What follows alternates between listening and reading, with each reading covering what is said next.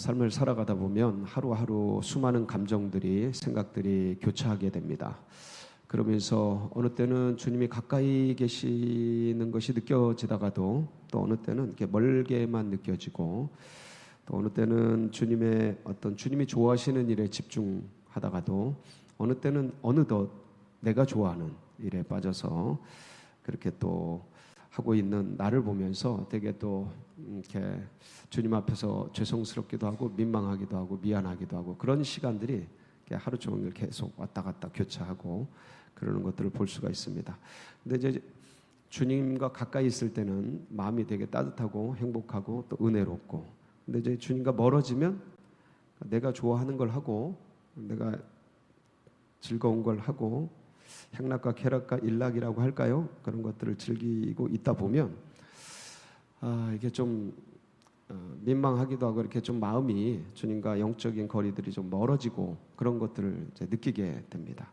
그러면 내가 뭐 하나 싶기도 하고 또 삶이 좀 거시기하게 느껴지기도 하고 이제 그런데, 여러분, 우리가 가장 행복한 순간은 언제냐면 주님과 가까이 있을 때입니다.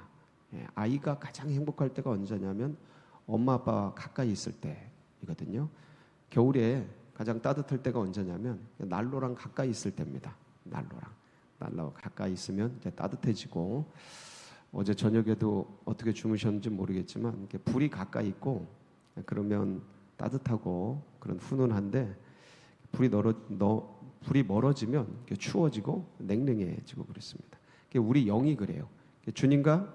주님이 난로예요. 저 태양보다 더 뜨거운 난로인데 그렇다고 우리를 태우진 않습니다. 우리 죄를 태우시지.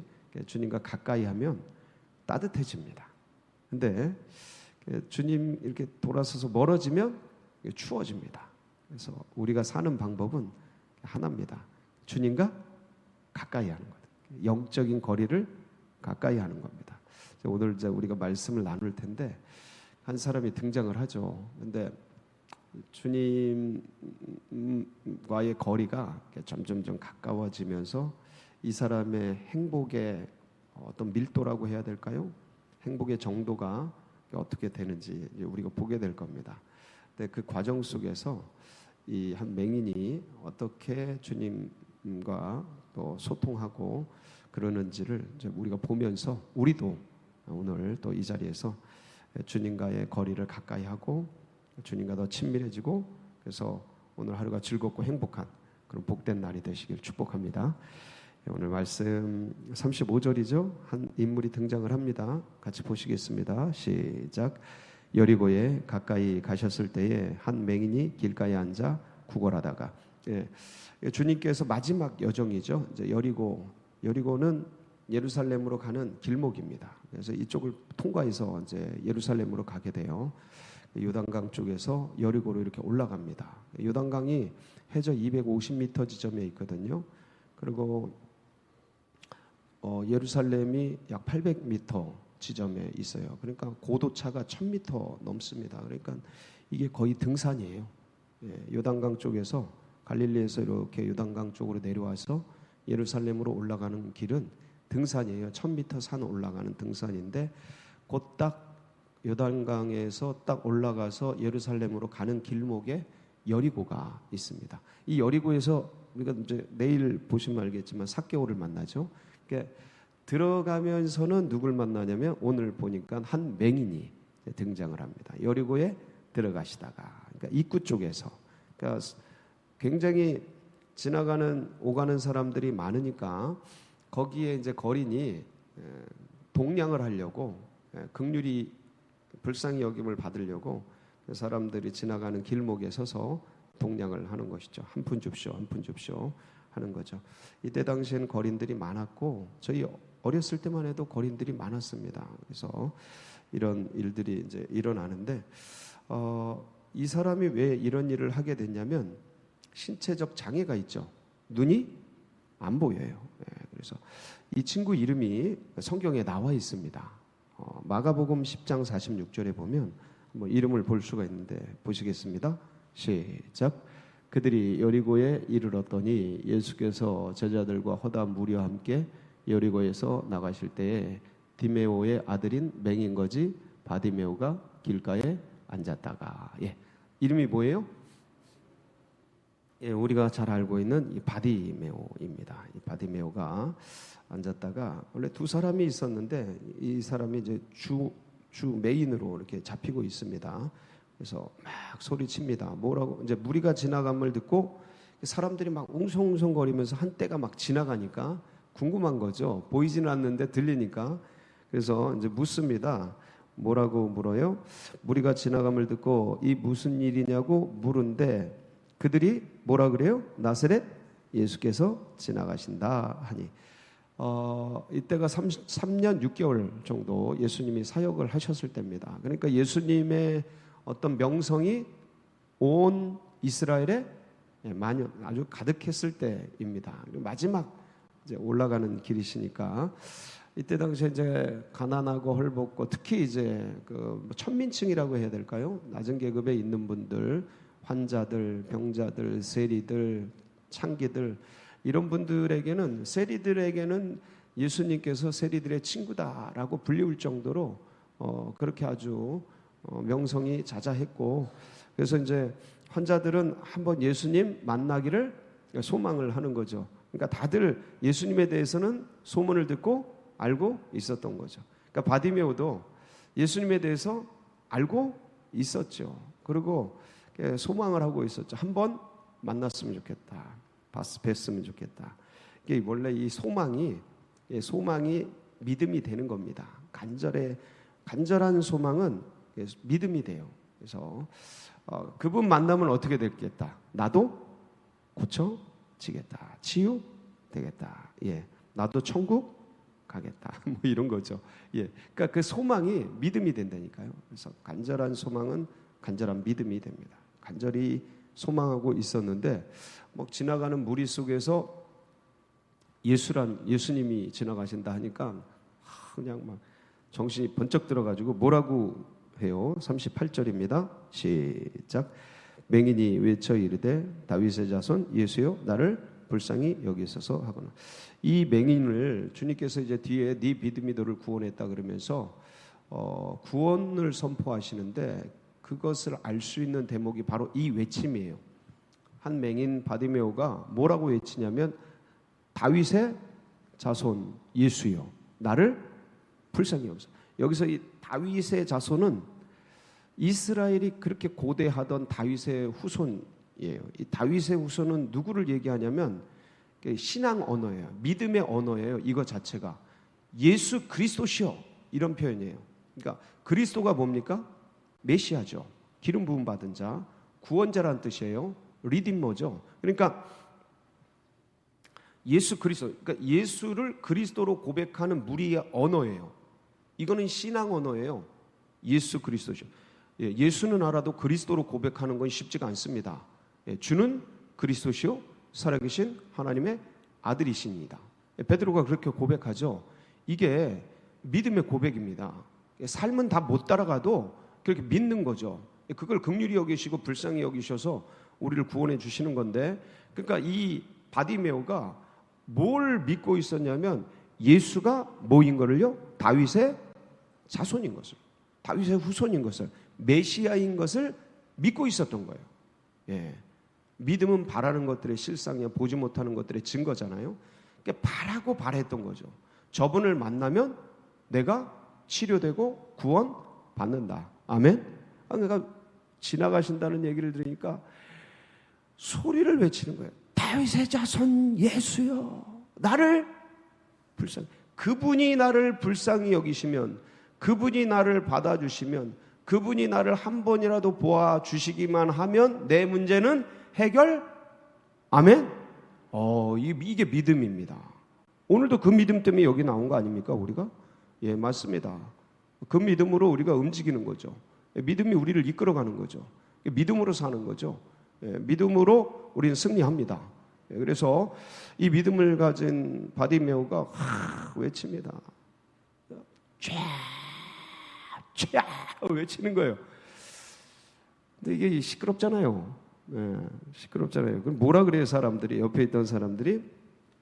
39절이죠. 시작. 앞서가는 자들이 그를 꾸짖어 잠잠하라 하되. 여기까지. 자, 앞서가는 자들이, 그러니까 막 무리 중에서 이렇게 막 가는데 다윗의 자손, 그러니까 누구냐 그랬더니 예수라고 그래서 막 소리 지르는 거예요. 들으라고. 그런데 시끄러우니까 잠잠해라, 조용해라, 시끄럽다. 이게 이제 예수님 주변에 있었던 사람들의 이제 반응인데, 예수님을 이제 모시고 가고 예수님과 함께 하고 할 때 이제 예수님을 지키려고 이렇게 반응을 하는 겁니다. 그런데 이제 이런 게 어떤 때는 이제 초보자들이라고 해야 될까요? 이제 시작하려고 하는 사람들에게는 이게 진입 장벽이 돼요. 이거는 이제 인간살이의 연약함입니다. 이건 누가 나빠서 그러는 게 아니고, 예를 들어 교회에 오면 초신자들, 새가족들은 교회에 장벽이 있습니다. 몰라요. 새가족들만 알아요. 기존에 있는 분들은 익숙하고 그렇기 때문에 그들이 하는 행동이 서투르고 어색하니까 이게 좀 이게 조심스럽죠. 처음 새가족들은. 근데 이제 들어갈 때 야, 잠잠해, 조용해, 가만히 있어, 보기만 해, 좀 알고 해. 이게 사실은 틀린 말이 아니거든요. 왜냐하면 어떤 조직이든 들어갈 때 그런 장벽이 없으면 조직이 와해되기 때문에 진입 장벽이, 보완이 있어야 합니다. 근데 이 들어가는 사람들에게는 이게 어려워요. 조금 힘들어요. 시간도 두고 또 거리도 두고 살피고 그러면서 서서히 이제 진입을 해야 되는데, 근데 이제 이 들어가는 입장에서는 이게 하나의 장벽이라서 어느 때는 왔다가 차가움을 느끼고 잠잠해라, 시끄럽다, 조용해라, 막 이런 어떤 그 기존에 있었던 그 그룹들의 들어가는 이것 때문에, 장벽 때문에 어려움을 느끼고 실족하고 떠나갈 때가 있습니까, 없습니까? 있습니다. 슬픈 현실인데 있어요. 이거는 누가 나빠서 그러는 게 아니고 인간살이에, 인간의 연약함 속에서 발생되는 필연적인 아픔이에요. 이건 누굴 원망할 게 아니고, 뭐 교회가 차갑다 뜨겁다 별 얘기 다 해요. 딴 데 가보세요. 더 해요. 정치 집단 한번 들어가려고 해보세요. 죽어나요. 어디든 그래요. 어디든 다 그래. 인간 사는 데는 다 그래요. 그럴 수밖에 없는데, 자, 문제는 여기서 포기하면 그냥 그걸로 꺾이는 거예요. 여기서 더 강하게 하면 못 들어가는 거예요. 그렇죠. 근데 진입하려고 하는 이 한 맹인 바디메오는 조용해, 시끄러, 잠잠해, 쭈그러져 있어, 가만히 있어, 움직이지 마, 소리치지 마, 막 그런 사람들의 얘기를 듣고 쭈그러들었습니까? 어떻게 했습니까? 한번 뒤에 볼까요? 자, 우리 39절 처음부터 다 읽어볼게요. 시작. 앞서가는 자들이 그를 꾸짖어 잠잠하라 하되 그가 더욱 크게 소리질러 다윗의 자손이여 나를 불쌍히 여기소서 하는지다. 자, 어떻게 쭈그러졌습니까? 아니면 여기는 나를 원치 않는구나, 그리고 뒤돌아섰습니까? 아니면 전진했습니까? 돌파했습니까? 예, 돌파. 더 크게 소리를, 더 크게, 주야 다윗의 자손이여 나를 불쌍히 여기소서. 이게 그럼 왜 처음에 안 하셨을까? 왜 처음에 안 부르셨을까? 사람은요, 진짜인지 이거가 자기도 몰라요. 자기도 내가 진짜 원하나? 내가 진짜 구원받기를 원하나? 내가 진짜 믿음을 갖기를 원하나? 이거를 자기도 몰라요. 인간의 연약함이 있어요. 그래서 항상 주님도 그런 것들을 어느 때는 놔두시고 간절해지기를 기다리십니다. 하나님의 때가 차야 돼. 아멘? 그 때를 누가 정하셔요? 하나님이 정하셔요. 그러니까 이게 왜 주님이 처음에 안 하셨죠? 이런 의문이 들어요. 근데 성경을 자세히 보면 항상 주님이 우리 안에서 진짜 원해질 때까지 기다리십니다. 이게 인격이에요. 성령은 인격이시고 주님은 인격이시라 인격적으로 기다리셔요. 인격적으로 반응하길. 왜냐하면 인간은 간사해서 가짜로 속이는 게 얼마나 많은지 몰라요. 여러분, 우리 이 모습이 진짜 같지만 이게 사람들에게 접대용이 얼마나 많아요. 예, 그 접대용이 우리 안에 그냥 머리부터 발끝까지 이렇게 쌓여 있거든요. 가식이라 그러죠. 외식이라 그러죠. 그게 나도 모르게 내 몸 안에 쌓여 있다고요. 내 생각 속에 쌓여 있다고요. 그러니까 진실은 저 밑바닥에 있는데 그 가식 덩어리가 외부에 이렇게 포장되어 있어요. 그러니까 그게 벗겨져야 내 진짜가 나와요. 내가 진짜가 원하는지 안 하는지 그걸 주님이, 왜냐하면 중심을 보시기 때문에. 뭘 보시기 때문에요? 주님은 외모를 보시지 않는 그 중심을 보시니까 그걸 기다리시고 그게 나오기를 주님은 그 때를 기다리시는 거죠. 그러니까 기다리셨다가 턱 간절히 원하고 주님 앞에 나오니까 뭐예요? 주님이 40절 시작. 예수께서 머물러 서서 명하여 데려오라 하셨더니 그가 가까이 오매 물어 이르시되. 자, 서서 데려오라 그러죠. 가까이 오죠. 그래서 네가 무엇하여 주기를 원하느냐? 보기를 원하나이다. 그러니까 주님이 선포하십니다. 42절 시작. 주 예수께서 그에게 이르시되 보라 내 믿음이 너를 구원하였느니라 하시매. 그래서 이제 이 사람이 영혼의 구원뿐만 아니라 눈도 뜨게 되고 그래서 주님을 따르게 되고 찬양하며 기뻐하며. 그러니까 보세요. 홀로 있다가 거리 뭐 이게 동냥하면서 먹고 살기 위해서 그게 하루의 인생이죠. 그 인생이 평생이에요. 그 하루의 모습이 평생이라고. 시간 차이만 있을 뿐이지 그렇게 살다 그렇게 가는 거예요. 이 인생이. 그러면 이 거린 바디메오의 삶이 어떤 삶이냐? 우리의 삶이죠.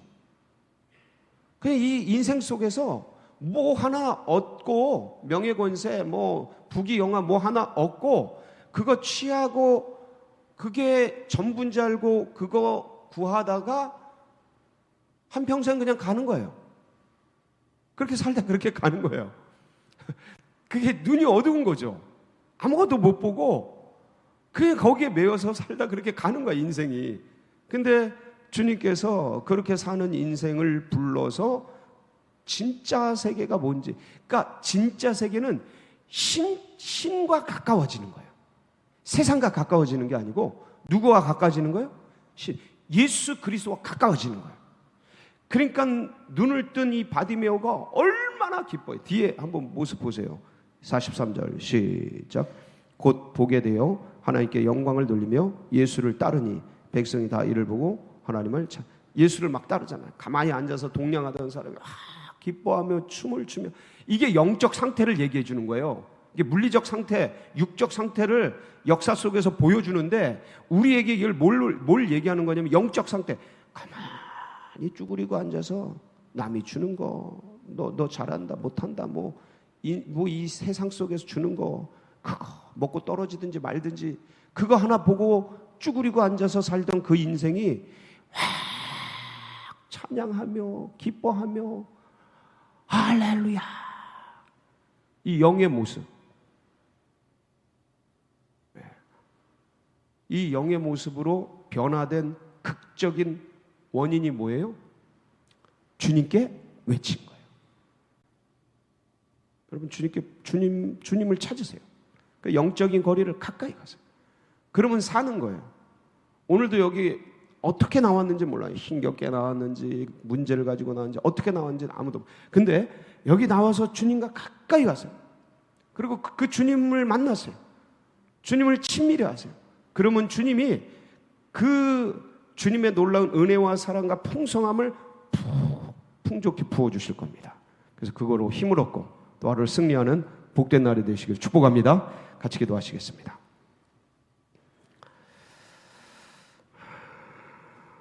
드디어 내일 수능이 치러집니다. 우리 학생들 그동안 열심히 달려왔는데 마지막 수능 안전하고 건강하고 컨디션 평안하게 잘 볼 수 있고 좋은 열매 맺도록 위해서 특별히 기도해 주시고, 우리 환우들 또 어려움을 당하고 있는 고난 당하고 있는 분들 기억하시고, 그리고 연말 기관총회 당회 사무총회 은혜 중에 잘 마무리되고 고생한 분들 주님께서 위로해 주시고 둔촌동시대 활짝 열어주시도록 우리 사모하는 마음을 가지고 주여 부르짖고 기도하며 나갑니다. 부르짖습니다. 주여 주여 주여